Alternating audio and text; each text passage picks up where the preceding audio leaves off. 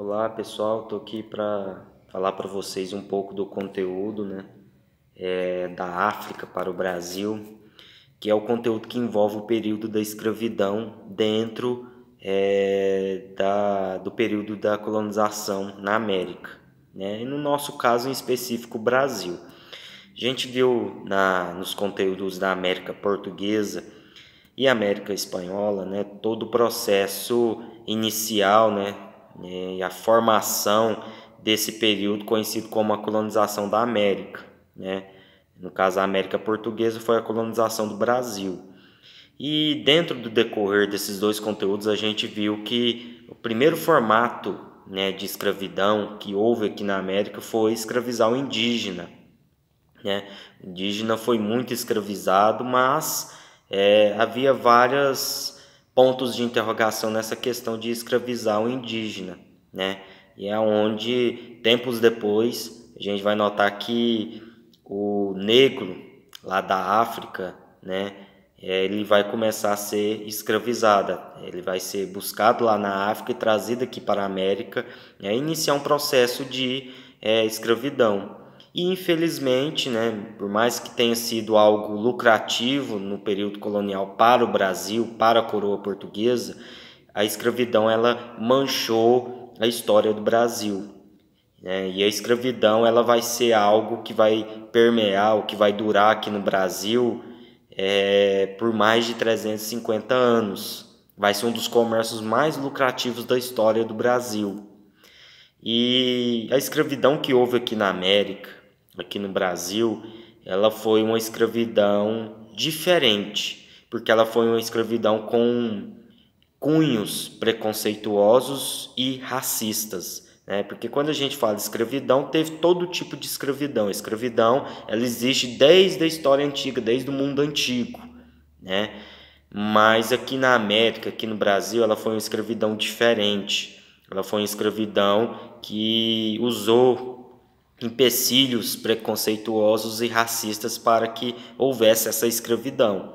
Então, quando a gente estuda os conteúdos da América Portuguesa e América Espanhola, a gente percebe que inicialmente, né, os espanhóis, os portugueses, os europeus de uma forma geral, usaram aqui na América, aqui nas suas terras que estavam colonizando, a mão de obra indígena, né? Mas devido a vários fatores que foram citados nesses conteúdos, como por exemplo o escambo, né, que era troca de favores, troca de mercadorias, né, onde o europeu dava uma mercadoria de simples valor para o indígena em troca da sua mão de obra, o indígena era escravizado em troca de proteção, né? Então tudo isso aconteceu. Só que aos poucos a demanda da mão de obra aqui na América ela foi aumentando, né?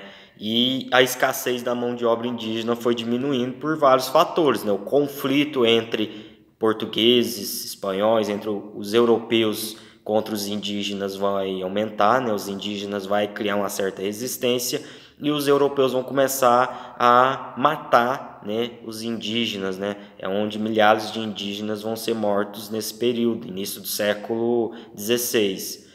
E, além, obviamente, dessa questão de matar os indígenas, a gente tem que lembrar também das doenças, né? O europeu contraiu várias doenças aqui na América, né? Mas também o europeu trouxe doenças da Europa para a América. Isso também fez com que vários indígenas morressem. E, como eu falei para você, além da mão de obra foi se tornando escassa, né? Assim como eu falei para vocês quando a gente abordou a América Portuguesa e a América Espanhola, a gente vai notar que a mão de obra ou os serviços ou a exploração de determinadas coisas aqui na América vai aumentar. É aonde a gente vai notar que, por exemplo, os engenhos de açúcar vai aumentar, a exploração do ouro, né, do minério vai aumentar. Então vai ser várias coisas aqui na América que vai influenciar para a grande necessidade da mão de obra.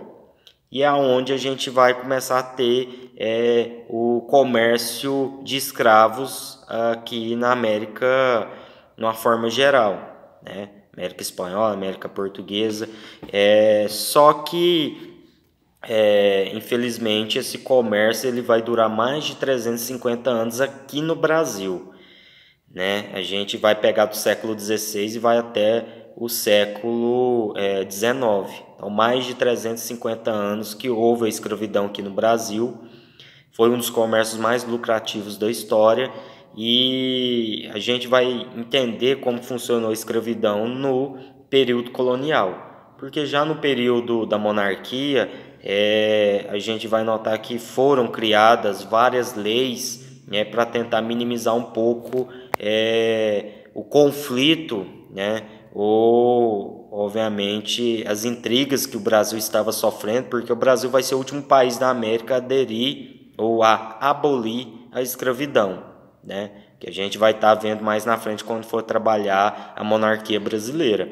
Então, a necessidade da mão de obra escrava lá da África ela vai aumentar. E para os portugueses, né, em específico aqui na América Portuguesa, aqui no Brasil, vai ser algo muito rentável por vários motivos, né? Primeiro que a gente tem que lembrar que os portugueses não queriam lucrar com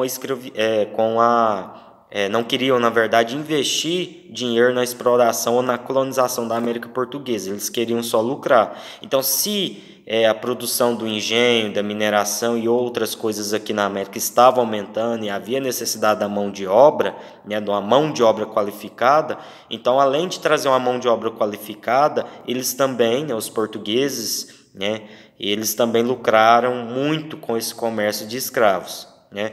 Porque o negro lá da África, né, o escravo, né, que foi trazido lá da África, ele vai desempenhar um serviço melhor do que o indígena, né? Tinha uma força física 3 vezes melhor do que o indígena e era uma mão de obra qualificada, uma vez que lá na África já existia a escravidão, né? Famílias vendiam seus parentes, né, para serem escravizados porque precisavam, porque não tinham dinheiro. E outra coisa também era famílias ricas pegavam pessoas, né, lá na África e escravizavam essas pessoas. E lá eles trabalhavam em vários serviços, né, em engenhos, em hortas, em casas, serviços urbanos e domésticos, então sim, vários tipos de serviços. E já existia feitorias montadas no litoral da África, né, pelos portugueses, pelos europeus, mas naquela época as feitorias tinham o intuito de extrair riquezas do solo africano, do continente africano. Só que anos depois, com o aumento da necessidade da mão de obra escrava lá da África, o europeu ele vai começar a escravizar, a pegar escravos da África que sejam através de contrabando ou que sejam comprando escravos de famílias ricas e trazendo aqui na América e vendendo aqui. É onde esse comércio ele vai se tornar muito lucrativo para o europeu, né? E, infelizmente, voltado para a história brasileira, né, pode ter sido algo que foi lucrativo, né? Mas, infelizmente, manchou a história do Brasil, porque, como eu havia dito, a escravidão que houve aqui no Brasil, ela foi uma escravidão diferente, né? Foi uma escravidão racista, preconceituosa. Então isso até hoje permeia na nossa sociedade. Até hoje a gente vê atitudes racistas e preconceituosas, né? Apesar que depois de anos e anos, infelizmente, foi algo que ficou enraizado na nossa sociedade, que é a questão do racismo e a questão do preconceito, né? E naquela época eles vão subjugar os povos africanos pela cor da pele, né? De fato foi algo racista dizer que o negro ele deveria realmente trabalhar porque possuía uma força física maior, né? Não eram inteligentes, então sim, vai ser tudo de cunho racista para que houvesse essa escravidão aqui no Brasil. Então o europeu, né, o português, ele vai começar a trazer escravos lá da África e vender aqui para os grandes fazendeiros, para os grandes colonos aqui na América. Então assim, havia várias práticas. Tinham colonos, né, grandes fazendeiros que compravam a remessa de escravos, que alugavam escravos, que trocavam escravos. Então, assim, havia todo tipo de comércio correlacionado com os escravos. Os escravos eram trazidos em grandes navios, chamados de tumbeiros, Esses tumbeiros inicialmente tinham capacidade para 150 escravos, eles traziam 300, então vinham escravos sentados em pés, não podiam mexer porque não tinha espaço, as necessidades eles faziam ali, eles tinham uma cuia bem pequena de alimento por dia, um gole de água por dia, e a viagem demorava de 30 dias, né, a 3 meses. Então era uma viagem desgastante e morria muitos escravos no decorrer do caminho, mas isso não significava prejuízo para o europeu, porque se a gente for imaginar algo voltado para reais, eles compravam um escravo, por exemplo, por R$100, R$300, vendia aqui na América por 1.000, comprava por 1.000, vendia por 3.000, 4.000. Então, assim, um escravo morria, era prejuízo, entre aspas, mas não nada que abalasse o comércio de escravos, né, que os europeus faziam aqui com a América, né? E, como eu falei para vocês, o escravo, né, ele era tratado de fato como um produto, né? Ele tinha marcação na pele, né, que era como se fosse a identidade dele, que falava da onde ele vinha, a idade dele. Quanto mais novo o escravo, mais valioso ele era. Então tinha tudo isso que era feito. De fato, a gente notava que era considerado uma mercadoria, um produto, o escravo, né? Então o escravo era vendido, né, e o fazendeiro, o colono, marcava ele, levava ele para a fazenda e lá ele desempenhava o trabalho, né? E eles trabalhavam duro. Tinha escravos que ficavam vivos aqui na América 1 ano, meses, 3 anos, porque o serviço aqui era muito cansativo, né? Eles levavam eles principalmente para trabalhar nas fazendas, né? Claro que tinha escravos que, vou usar a palavra sorte, né? Davam sorte de trabalhar em serviços menos pesados, como serviços domésticos, serviços urbanos, mas a maioria era para trabalhar em serviço na fazenda, principalmente em engenhos, né, na exploração de ouro. Isso tudo fazia com que o escravo fosse levado ao seu limite, né? Então eles chegavam, compravam esses escravos, levavam eles para a fazenda, colocavam eles nas famosas senzalas. Eles acordavam 5 ou 4 horas da manhã, iam para o seu serviço e retornavam para a senzala quando já tinha escurecido, 8, 9 horas da noite. No decorrer do dia, eles tomavam cerca de 3 goles d'água. 3 goles d'água, então é muito pouco, né, para hidratar uma pessoa que trabalha de forma exaustiva. E eles recebiam no final do dia uma cuia com alimento, né? Podia ser mandioca, farinha, carne seca. Então, assim, era só uma refeição que eles faziam no dia. E é óbvio que isso levou à morte de vários escravos. E se o escravo não desempenhasse o seu serviço durante o dia, ele não recebia água e nem seu alimento, é onde ele adoecia e morria, né? E é óbvio que houve várias formas de punições para os escravos preguiçosos, escravos que se rebelavam contra os seus grandes fazendeiros, né, que era amarrar eles no tronco e dar chibatada neles, colocar uma máscara, né, a famosa máscara de Flanders, que isso impossibilitava ele de beber água e de comer, amarrava ele na senzala e deixava ele dias amarrado sem comida, sem água. Então havia várias formas de punição. Então o escravo ele não tinha outro recurso a não ser trabalhar. Mas, né, em contrapartida também vale lembrar que houve várias formas de resistência, né? O escravo aos poucos foi criando formas de resistência e isso foi ganhando corpo, né? Eles queimavam as plantações, eles fugiam das fazendas, eles matavam os seus benfeitores. Então isso tudo foi formas de resistência. A mais famosa era fugir da fazenda, né, e ir morar nos famosos quilombos, né? Os quilombos eram redutos para escravos fugitivos.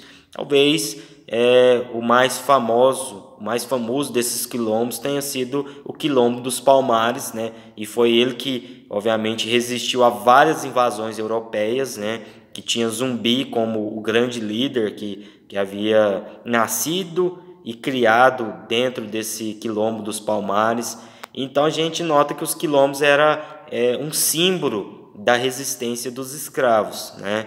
Então houve vários quilombos espalhados na América e obviamente no Brasil no decorrer do período da escravidão, né? E como eu disse, o Quilombo dos Palmares talvez tenha sido o mais famoso porque foi o maior, né? E aquele que resistiu a várias invasões europeias, né? Então, a gente nota que aos poucos no Brasil, principalmente, formou-se uma sociedade escravista, né? A gente nota que a escravidão foi tão presente no Brasil que acabou formando uma sociedade escravista aqui no Brasil, né? Mais um dos motivos que acabou manchando a história do Brasil colonial devido a esses vários fatores. Então, o escravo ele acabou dentro dessa sociedade escravista sendo símbolo de lucro, símbolo de economia, né? E algo que os grandes fazendeiros, os colonos, os europeus não imaginavam naquela época um mundo sem escravos. Porque, como eu falei, os escravos geravam lucros, era um serviço qualificado, era uma mão de obra mais resistente, né, que fazia vários tipos de serviço no curto prazo. Então, acabou que no Brasil, principalmente, a escravidão ela vai permeando ao longo dos anos, né, até no final do segundo reinado, quando a gente tem lá no dia 13 de maio de 1888, né, a abolição da escravidão no Brasil. É o último país do continente aqui do Ocidente a abolir a escravidão. Então a gente nota que, de fato, a escravidão foi algo dentro do Brasil colônia de suma importância naquela época, mas que nos dias atuais, né, acaba refletindo de forma negativa, né? Hoje a gente tem vários programas de combate ao racismo, ao preconceito. Hoje a ciência ela consegue explicar que a questão das raças, né, existe só uma, que é a raça humana, né, e que a questão de pele, de cabelo, é coisas da nossa cultura, da nossa etnia, que por dentro somos todos iguais, né? Mas infelizmente ainda há várias atitudes racistas e preconceituosas que a sociedade vem tentando combater, né? E é óbvio que isso não é algo só presente no Brasil, isso é algo presente no mundo inteiro. A gente, quando assiste os jornais, né, a gente olha as mídias, a gente vê que quase todos os dias é noticiado casos de racismos, né, casos de preconceito acontecendo no mundo, né?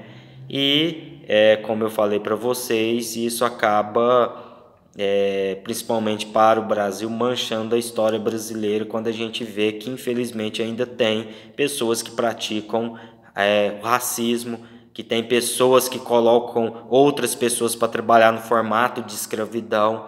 Então isso tudo, infelizmente, ainda é uma luta que a gente vem tentando dia após dia a combater, tá? Mas, de uma forma geral, a escravidão aqui na América Portuguesa, né, na América e na América Portuguesa, no caso no Brasil principalmente, foi de forma resumida isso que eu falei para vocês, né?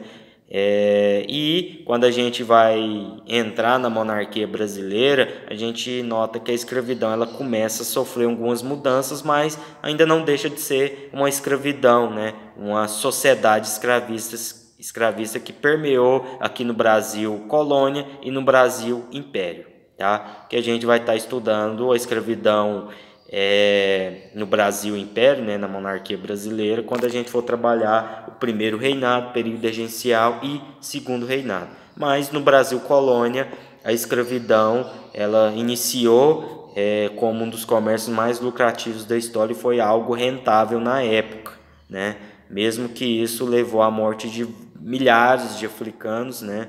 E a gente via que as práticas aqui no Brasil, aqui na América, eram desumanas, né, em cima dessas pessoas que vieram da África no formato de escravos, tá bom? Próxima aula a gente vai dar continuidade à explicação do Brasil Colônia.